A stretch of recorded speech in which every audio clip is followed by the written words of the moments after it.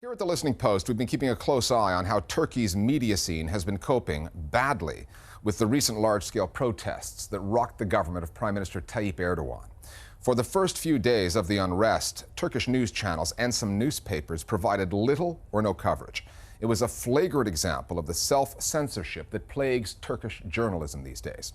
One of the most outspoken critics of that trend has been veteran columnist Yavuz Baydar, calling out media owners for being too timid to put their business interests on the line for the sake of journalism. Now, Baydar has paid for his candor with his job. Yavuz Baydar was one of Turkey's first, and for a time only, ombudsperson, or reader's representative. In 2004, he took up the position with the newspaper Sabah, writing a regular column addressing media ethics in Turkey. Baydar has also worked with other newspapers and television channels, observing the mainstream media from the inside. After the Gezi Park protests erupted in Istanbul in late May, Baydar's editors at Sabah became uncomfortable with his criticism. Over the last month, 2 of his columns were censored, and after he wrote a fiery opinion piece for the New York Times on July 23rd, he was told to clear his desk. The Listening Post sent several requests to the editors of Sabah for comment on Baydar's dismissal. No one was made available to speak with us. Sabah has, however, made its position clear in the very same pages Baydar used to appear. In an article entitled "The Failure of Sabah's Ombudsman," Baydar was accused of breaking the rules and criticizing where he had no clearance to do so. Yavuz Baydar spoke to us from the city of Edremit in western Turkey. Yavuz Baydar, thanks for joining us at the Listening Post today. Thank you. Given the current media climate in Turkey, how surprised were you that Sabah fired you? What actually led to the firing, and was there a particular straw in your case that broke the camel's back? It was kind of a step-by-step, brick-by-brick kind of escalation. It all depended on, naturally, of the deteriorating situation with the freedom of the speech and freedom of media ever since the last national elections 2011. I file my articles on Sundays, and Sunday afternoon was a very heavy traffic of communication, and editor not only censored the independent ombudsman column, but also attacked the ombudsman in his own column, which appeared the very day as he censored the ombudsman column. So this led to a measure that I took a leave and then came back after 2 weeks, filed another column, which was also refused. And 2 days after the second censorship, I was told that I was fired. Just before you were fired, Sabah's editor-in-chief Erdal Safak published a piece quoting extensively from a reader's email in which the reader criticized you for attacking the paper's coverage. Did you think then that he was laying the groundwork for your eventual dismissal? And tell me what you think of the tactic of laying the criticism at the foot of the reader rather than taking a position himself publicly in the paper. The job of the ombudsman is to pay attention to grounded critique, no matter from which vantage point this comes from, leftist and rightist and secular and conservative, etc.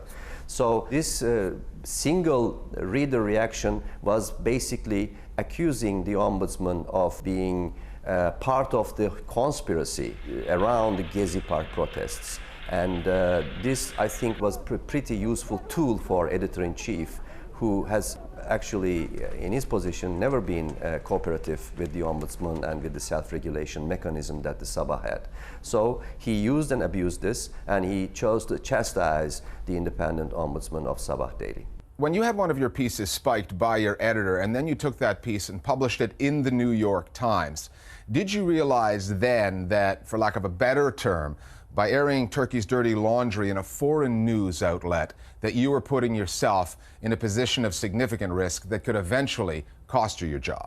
Yes, I was aware of that. But that article was planned long ago. But I think everybody at that stage in Turkey and elsewhere in media circles was aware how badly situation was getting out of hand in Turkey. And I gave many examples from the miscoverage, uncoverage of the urban protests in Turkey, particularly those TV channels and others. And that, of course, I think was the last nail in the coffin.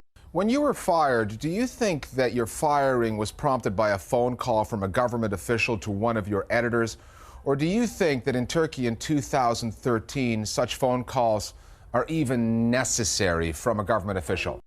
I would not say, because I don't know whether or not, but as I put in my New York Times article, one doesn't even need such telephone calls or interventions from up above, from outside. Now, last week, a newspaper called Zaman, that you still do some work for, published an article that said that 22 journalists in Turkey have lost their jobs since the beginning of the protests. 37 more have been forced to resign. Are we seeing a purge of what critical voices remain in the Turkish media? As it seems now, and as indicated by the CPJ, Committee to Protect Journalists, etc., it is now being seen as if there's a cleansing going on in the sector. We should call it a purge.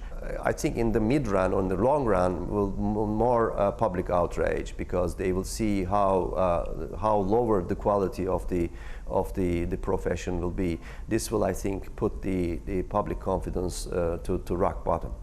What do you think lies at the heart of the problem in Turkey's media system? Is it, as we've reported before here at the Listening Post, that most media companies are owned by larger conglomerates, and those conglomerates do so much business with the government that their media wings cannot afford to criticize that government? The problem is, to make it simple, fourfold. First of all, 4 or 5, 6 major laws that has to do with the freedom of the press and freedom of the expression have to be reformed. Anti-terror law, internet law, press law, etc. Second, the laws must be changed that all the media proprietors who are in other businesses than media must be banned from entering public tenders. Third, collective rights for the journalists must be guaranteed.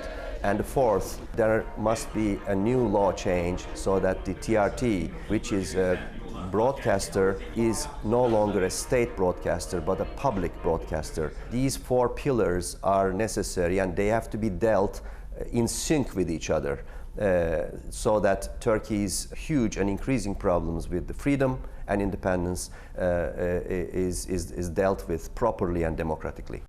Now, back in 2011, Prime Minister Erdogan called news bosses to a well-known meeting to tell them what kind of coverage he wanted to see in the media over a flare-up that was occurring at the time between government forces and Kurdish fighters. People who were in that meeting have told us that Prime Minister Erdogan did not have to say much, that the news editors were willing to go further on the government's behalf than Erdogan was even asking them to. Looking back at that meeting, was it a turning point of any kind, or was it just another step on the slippery slope in Turkey? This, I think, showed Erdogan very clearly how willing media proprietors he had assembled at the table for a coalition with the government to limit the news and to censor the news. And this meeting was perceived by us at that time in the independent press as a turning point. And we pretty soon started seeing consequences of this. I started to express more and more my concern, not only in my column but outside. But again, the distinction is, as we know, some of my colleagues very well know, there are also very clear disagreements within the cabinet of AKP. Many ministers are almost as concerned as we are about the way the government is dealing with the media. This is only Mr. Erdogan's show. Finally, what lies ahead for you now? Do you have a future in Turkish journalism, or is this it? Turkish journalism has been marked by a culture of resistance and culture of dissent. Resistance to limitations of freedom of expression, and dissent showing fairly what's right and what's wrong. Decade after decade, generation after generation, Journalist Corps of Turkey has continued this stance, and I can speak for myself. I will do my utmost to remain in this profession, because I love this profession. Many of my colleagues love this profession, and we will find other ways, and we are hoping that we may seek new paths, new channels, particularly in the digital domain. Yavuz Baydar, thanks for speaking to us at the Listening Post today. Thank you.